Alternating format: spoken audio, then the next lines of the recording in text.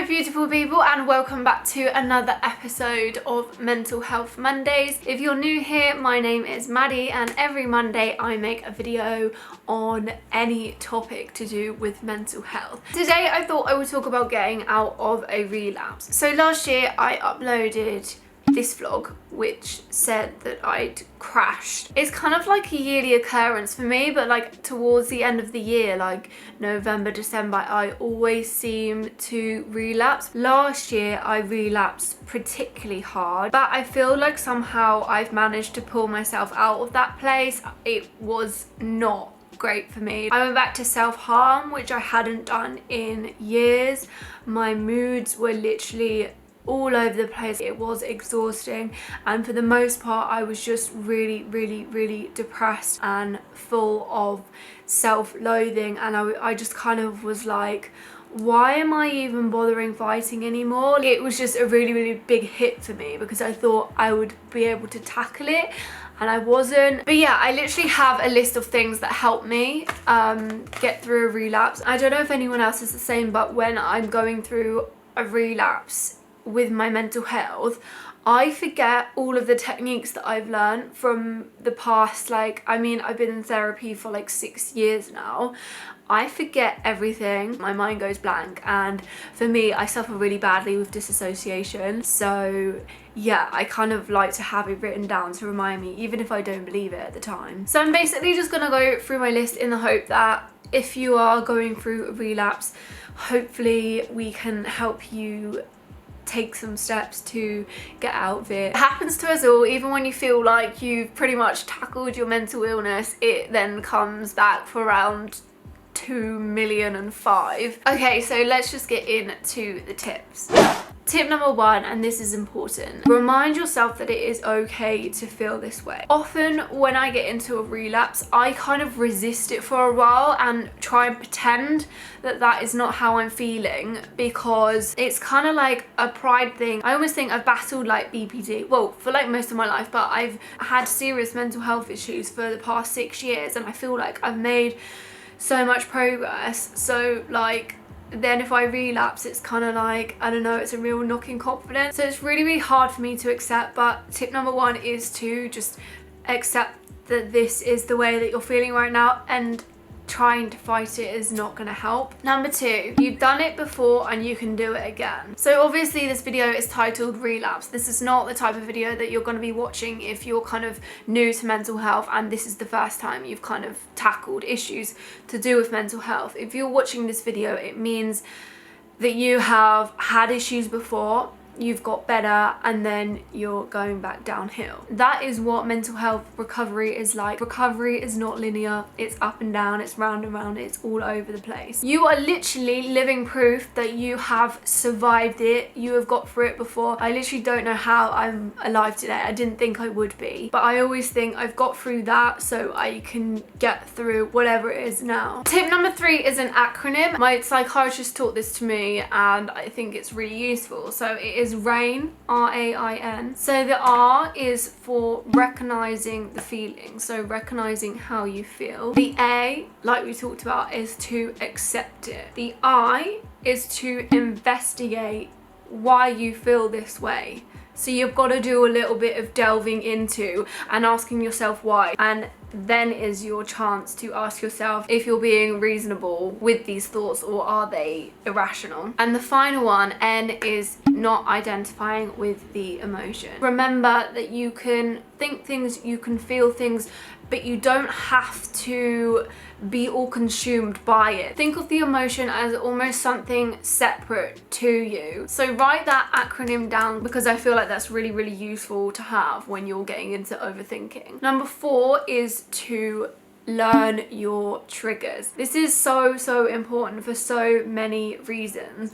Number 1 is because if you learn them, you can then hopefully in the future prevent more relapses. Now, I'm not saying that you're never going to relapse again, but if you learn your triggers, you can learn to tackle how you react to those things. So with my last relapse, it was interesting because, like, well, it's a typical BPD thing. You start where you're on top of the world and then you end up like at the depths of despair. So I was like going along like really loving life, probably overdoing it. So like my triggers with things like tiredness, things to do with people and my confidence and getting things wrong, responsibilities, like new responsibilities I have, all these adult things that I really don't want to own up to, being isolated in my work and just things like that. So like now I know and I have them written down, I can kind of keep a check on myself. And I think it is interesting to like almost draw a flow chart of like your previous relapses. So for me it would be like going from on top of the world to then, you know, having a little bit of a knockback and not being able to keep up with my workload and everything that I was doing when I was on top of the world, which then just led me like spiraling down and just in an overthinking, self-hatred kind of thing. I crashed and ended up in a space of very black and white thinking, all or nothing. Number 5 is to take back the power. This is important. Me and my psychiatrist always talk about disempowering the judge, because I feel like in my head I have this judge who is so harsh, and literally nothing I do will ever please this judge. Nothing will be up to standard. Literally from the moment I wake up to the moment I go to sleep, I am constantly catching myself and judging myself and putting myself down. So it's important to remember that you are in control, and you need to disempower this judge in your head that's telling you that you're not good enough, that's telling you that you can't get through this, etc, etc, etc. There may be days, there may be months where you feel like mental illness is too strong for you and it overwhelms you and you feel too weak, and that is completely fine. But just remember that it is in your control to get better, and you don't have to let this steal time for you, and you could be going out and enjoying life. Number 6 is to spend time with friends and family. I think that's kind of standard. It's really important to spend time around people and carry on like behaving as normal even if you don't want to. Trust me, I know how hard it is. I spent pretty much the whole of November in bed feeling sorry for myself. Get out there, spend time with friends and family. Number 7 is to keep yourself occupied and busy, so that can be with activities with friends and family. But I've put in brackets at the end of this, not in a bad way, because I feel like one of my really bad habits is to overdo things. I swing between overdoing things and working too hard to then doing nothing. I find it very hard in a lot of aspects of my life to get a balance.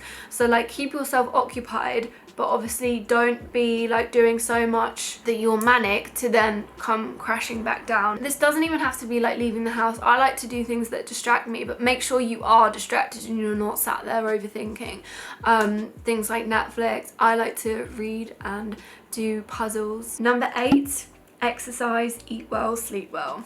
I think this is like the most like eye-rolling thing when you're in a relapse and someone tells you like, oh, just go for a run and eat some fruit and everything will be okay. It won't. However, obviously all of these things are going to affect you, and I know full well that one of the contributing factors into my relapse was the fact that I stopped the gym. I had no motivation to go, and you know, I was not eating well, so I was putting on weight, so I was feeling even more shit about my body. And I know it's hard, like I live by myself. I mean, Sam, my boyfriend, pretty much lives with me. I get overwhelmed of things like shopping tasks and like planning my meals, and I really want to eat healthy, but I just don't know where to start. And if you live at home, it may be a bit easier for you if you have people that are cooking nice meals for you. And again, the sleep thing, obviously you may feel that's out of your control because when you're in a relapse, generally you don't sleep very well. However, there are so many things that you can do to help yourself sleep well, and habits that you can ditch in order to have that sleep. And as for exercising, like you don't have to go to the gym. It can literally just be like a really short dog walk. And I know even like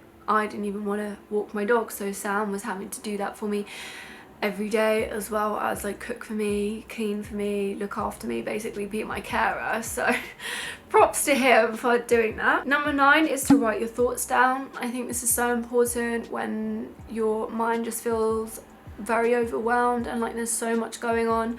I always like to do this when I'm worrying about things, and when I feel really shit, I just feel like it helps me to get it all down on paper. Number 10, something else that I really like to do is to write down things you've achieved that day and write positives from your day. I literally got so many things of this in my therapy book. So like I've got it here, what I've written down, the positives. I think that was actually from a week, so you don't have to do it every day. These can be as small or as big as you want. It can literally be getting out of bed, because I know during relapse that's hard, or like going 2 hours without thinking about self-harming, you know, small things like that. Congratulate yourself on them. Number 11, this kind of ties in with that. Think about the positives in life. Obviously, you're not going to want to be thinking about the positives in life when you're going through a relapse and you just think everything like that is ridiculous, but try and force yourself to think about the positives. When I was in my relapse, I got really overwhelmed with this sudden sense of responsibility that I now have. I've moved out of my home and I have all these bills to pay. I work for myself and I just feel like that's a lot. However, I tried to flip that on its head and think about how lucky I am to be in a position that I have my own flat and that I'm able to work for myself and do YouTube as my job,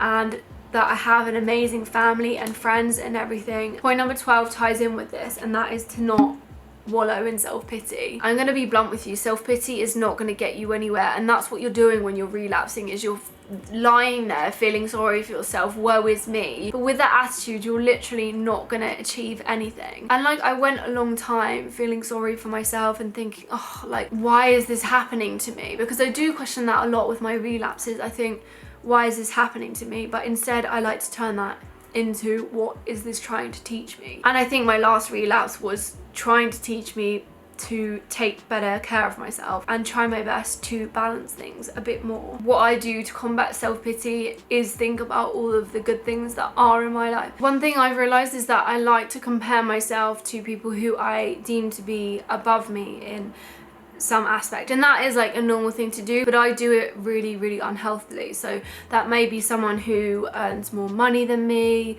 who lives in a bigger house, who I think is prettier than me, etc, like celebrities. And I often forget to compare myself to those who are less privileged than me. Like, I get so absorbed in self-pity and why aren't I good enough? Like, I'm in such a privileged position in life. And so although I may not always appreciate the value of that, because when I'm unwell I'm just like, I don't care, blah blah blah, sometimes it does make me stop and think, and really like grounds me. So that leads me on to the final tip, and it's not really a tip because I don't want to end on an unlucky number 13, but that is, don't give up. Don't give up, because you will get through this, I promise. It may feel so horrible, and you're gonna relapse so many times in your mental health recovery. That's just like a given, but it is always about how you bring yourself out of those relapses. That is the strength that people admire, the strength to admit that you have a problem, and that even though you feel like you want to die, that you're gonna try your best to get yourself out of that mindset and that situation. Do it for me, because trust me, there are so many good things coming to you after your relapse. So I really hope this video helped. I would definitely advise you to maybe write the ones down that you liked on a piece of paper. I am sending love to all of you who are not in a good place right now. So yeah, don't forget to thumbs up and subscribe, and I will see you on Thursday for a new video. But until then, goodbye.